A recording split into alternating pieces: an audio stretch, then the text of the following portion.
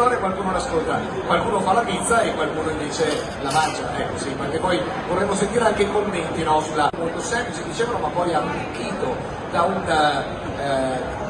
topping, e quindi adesso La napoletana, il pomodoro sarmazzano e GP, la mozzarella di bufala. Io qui, ovviamente questi non so se sono gli stessi prodotti, ma il pomodoro sarmazzano e GP me lo confermo, questa è bufala, l'olio d'oliva, bravo, questo basilico, siamo sul territorio, sto vedendo.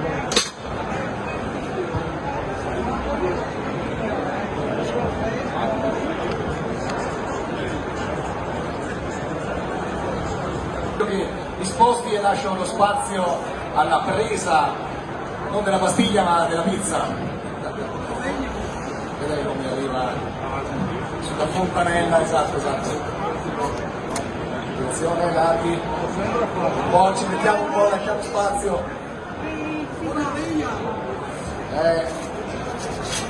Fantastico. bastate ragazzi. Ecco qua, allora